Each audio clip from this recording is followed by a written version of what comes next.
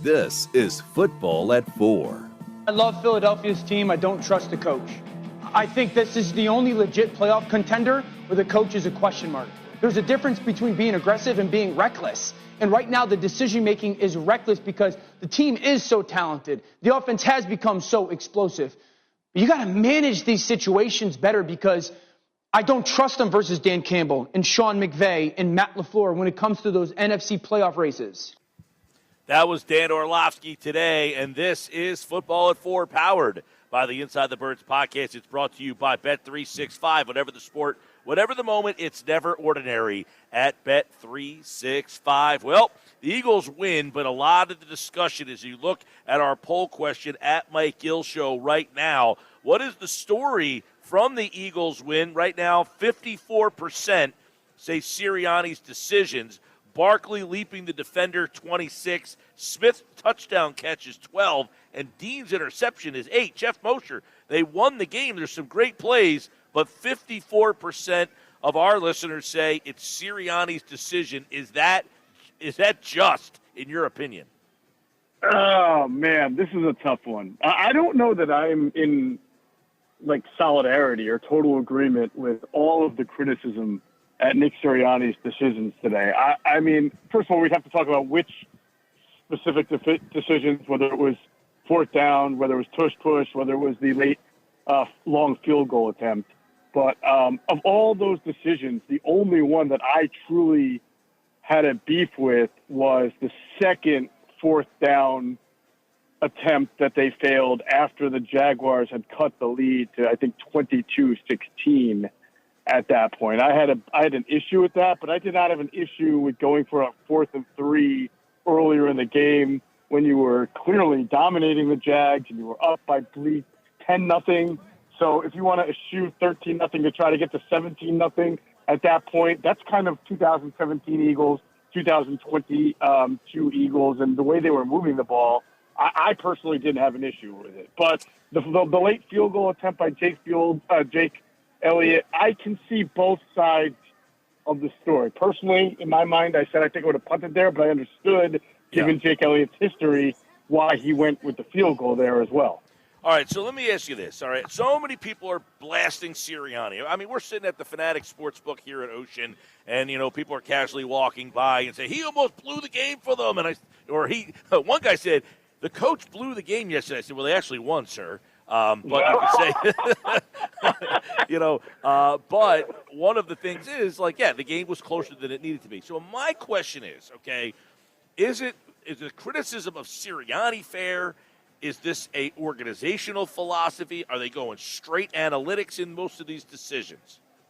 Well, I mean, I don't know, honestly, because there have been times where he has gone against the analytics and gotten crushed for it, and he clearly went in favor of the analytics this time. And again, I don't really have beef with the decisions other than the second one. And you can argue that even if it's just one call that you have gripe with, you're worried in a close game against a better opponent that kind of decision-making is going to backfire and cost you a game. And I don't think it helped Nick to say in the press conference, nobody cares when we make it on fourth down. They only criticize when we don't get it on fourth down. That's sort of, and this is sort of fresh in my mind right now, Mike. It's sort of like James Franklin saying, nobody cares that we beat Purdue and Indiana and Illinois. They only care that we lose to Ohio State all the time. Well, yeah.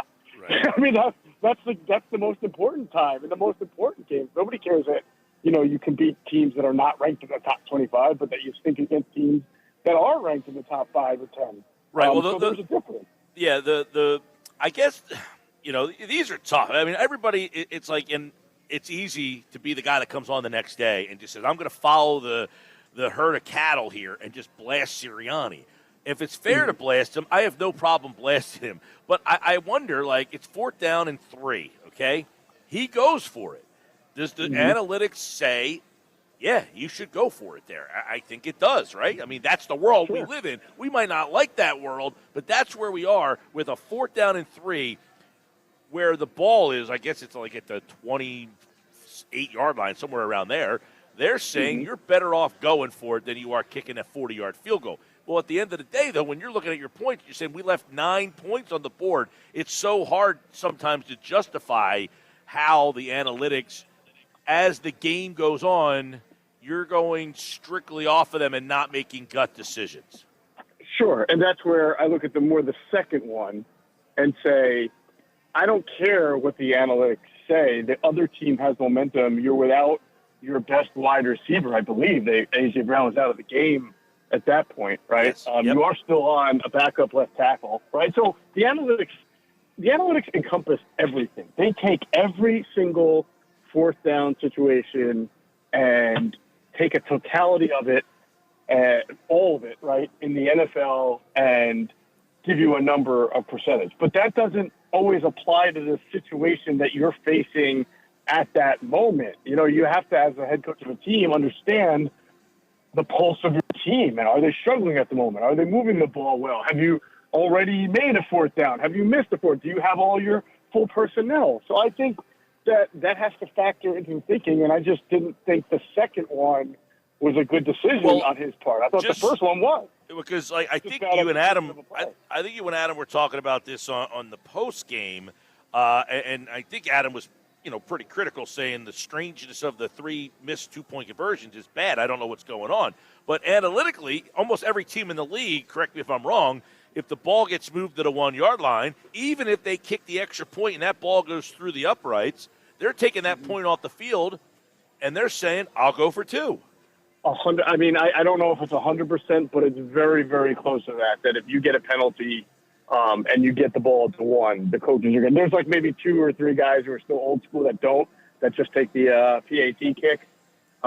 It's funny, they get criticized for it. Kyle Shanahan gets criticized for going conservative all the time, right?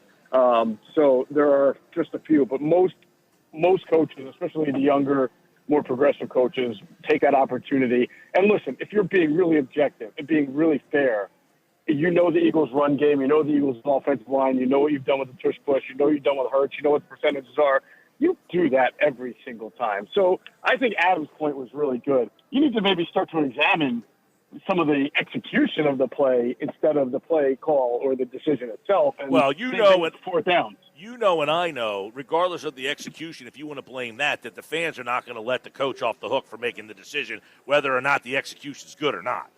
Yeah, no, I know that, and that's part of it. And again, I come down on Nick Sirianni for the second failed fourth down, not on the execution, because I just don't think he put his players in best position to succeed, because he could have, the game had become one possession at that point, and if you kick a field goal, you're making it a 2-possession game. I mean, there's got to be some analytics that say if you're making it a 2-possession game at that point, then you're giving yourself a much better chance to win against a team that is well under 500, struggling offensively, has really no passing game. I mean, the Jacksonville Jaguars did not come to the game to win, right? The Jacksonville Jaguars are not the type of team that is coming to crash your party. They have to be invited to the party to even show up. And the Eagles invited them by making, I guess the fumble mistake. And to me, I still don't understand how that's a fumble, but whatever. Mm-hmm. But the point is the Jaguars are just waiting for you to open the door for them to walk through it. And so if you go up 2 scores on that team at that point, I think you're feeling pretty good. And Nick Sirianni,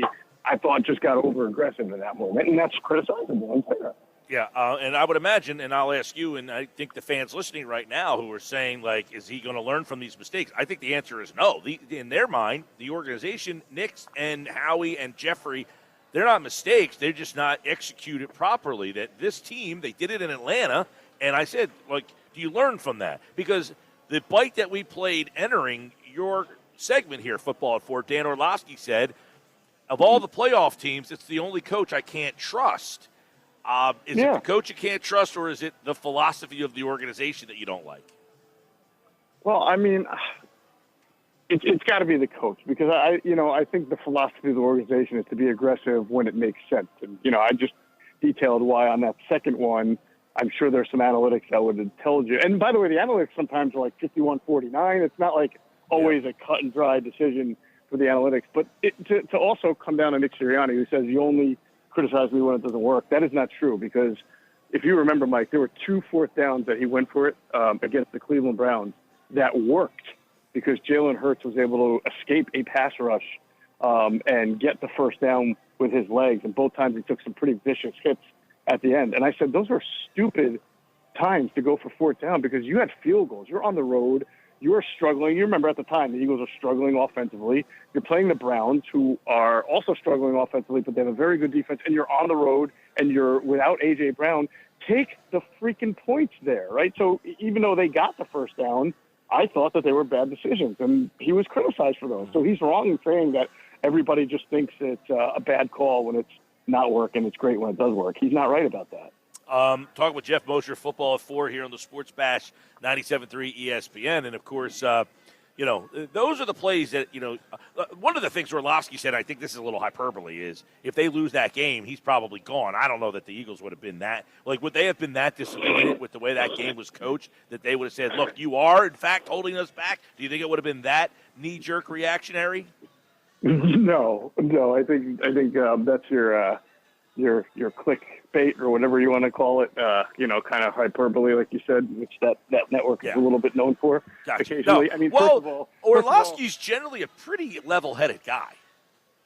He is, but I feel like when he's on TV, I feel like when he's breaking down tape, he's good, but when he's on TV and they're debating stuff, he gets a little bit ESPN. It's just okay, and I agree with you. I don't think, he's basically he was so bad yesterday that if they ended up losing that game, Nakobe Dean doesn't make that play, that he doesn't get out of the locker room. And I'm like, that seems a little bit right. But I wonder if the team is saying, what he's saying, of all the playoff teams, we have a problem. We're talented enough that this shouldn't be an issue on Monday. See, and I would disagree with Dan on the clear hyperbole there because I don't think management would have had as many issues either. I think they would have totally been in favor of the first going for it on fourth down. I think they would have been completely in favor of the two the two PATs, from the 1 yard, twist pushes, trying to get it there. And I think that if they had a question, it would have been on the second one and then maybe the late field goal attempt. But even the late field goal attempt, I think anybody fairly can see it from both sides of the story, whether you loved it or you didn't. At least I tried to see. I think the whole two things can be true argument goes in for that late field goal. So I don't think the organization would have fired him if they lost that game for that reason. Maybe, and I don't think they would have fired him at all. You don't fire coaches 5-3. That's ridiculous. I mean, maybe at the end of the year if they don't make the playoffs or they have a slide. But no, I don't think that would have been the case. Jalen Hurts growing, getting better. What are you making of Hurts in the game that he played yesterday and the role that he had in the win? I thought he played really well. I rewatched it again today, and obviously the All-22 comes out later, and I'll check that out. The first half took a couple of sacks on third down, especially the first one that led to the Jake Elliott field goal. I'd like to see if there were some people open on that, and maybe he just didn't see it. But he ran the ball himself well. I thought there were some excellent play calls by Kellen Moore to give Jalen Hurts that opportunity to put the ball outside the numbers like he loves to do. He did throw some good passes over the middle too. That was nice. I just thought there were a couple of occasions there when he got sacked or he was especially in the first half when he was running around in the pocket a little bit. I just want to be able to see, what was out there. But certainly when you limit your turnovers and you don't throw interceptions, right, and you don't fumble, but I know he had one close one to Cisco. But either way, that's the name of the game. Obviously, I thought when the team lost Brown that they really struggled. He made two big throws, the one to Smith, obviously, and then the touchdown pass to Smith. But without Brown, man, they really struggled to move the ball. Or, as Nick was asked today, that some of the players in the locker room suggested they took their foot off the gas. Did they kind of take the foot off the gas, or did they struggle because they didn't have A.J. Brown? Yeah, I mean, it's probably more B than A because at least the evidence